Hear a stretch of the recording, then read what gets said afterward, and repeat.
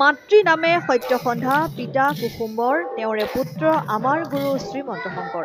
আজি মহাপুৰুষ শ্ৰীমন্ত শংকৰদেৱৰ তিৰুভাৱ তিথি। ৰাজ্যৰ নামঘৰে চলিছে ব্যাপক আয়োজন। জগতগুৰু শ্ৰীমন্ত শংকৰদেৱৰ বন্দনা, নাম কীৰ্তন, হৰিনামৰ ধ্বনিৰে মুখৰিত হ'ব ৰাজ্যৰ আজি বিভিন্ন প্ৰান্তৰ পৰিৱেশ। ভক্তি ৰসেৰে জীপাল হৈছে সত্ৰ নামঘৰসমূহৰ চৌপাশ।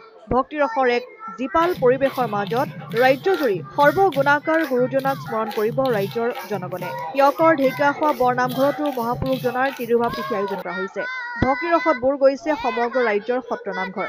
দ্বিতীয় বৈকুণ্ঠপুৰীত পৰিণত হোৱা সত্ৰ নামঘৰসমূহত ভক্তপ্ৰাণ ৰাইজে নাম প্ৰসংগৰে গুৰুজনালৈ জনাইছে প্ৰণিপাত। ইফালে নামঘৰৰ বাকৰিত ঢেকীয়াখোৱাস্থিত মহাপুৰুষ মাধৱদেৱ সংগীত বিদ্যালয়ৰ ছাত্ৰ-ছাত্ৰীসকলে পুৱাই হৰিনাম লৈ সকলোকে আপ্লুত কৰি তোলে। আজি মহাপুৰুষ শ্ৰীমন্ত শংকৰ গুৰুৰ মহাপ্ৰয়াণৰ দিন। এই মহাপ্ৰয়াণৰ দিনটো আমি এৰাই প্ৰপন্ন শিষ্য মহাপুৰুষ মাধৱদেৱৰ এই তীৰ্থক্ষেত্ৰত আমি তিৰুভাৱ তিথিভাগ উদযাপন কৰিবলৈ লোৱা হৈছে। আমাৰ খোৱা প্ৰসংগ হৈ গৈছে। সকলোৱে ইয়াত আমাৰ ভাদমহীয়া চাৰিপুখীয়া পালন চলি আছে। তাৰ মাজতে আমাৰ তেখেতৰ তিৰুভাৱ তিথিভাগ আমি উদযাপন কৰিছোঁ। আমি যেনেধৰণে আমাৰ তিৰুভাৱ তিথিভাগ আমি উদযাপন কৰিব লাগিছিল তেনেধৰণে আমি কৰিব পৰা নাই।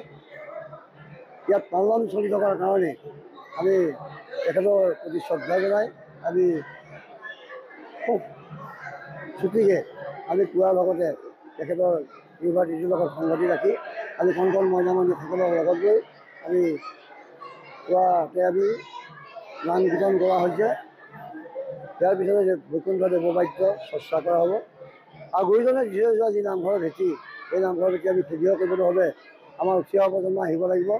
আধ্যাত্মিক ৰক্ষা কৰিব লাগিব। আমাৰ জাতি একত্ৰিত কৰি ৰাখিব লাগিব। সেয়া এজন সুস্থ সবল নাগৰিক হৈ দেশ মাতৃ সেৱা কৰিব লাগিব।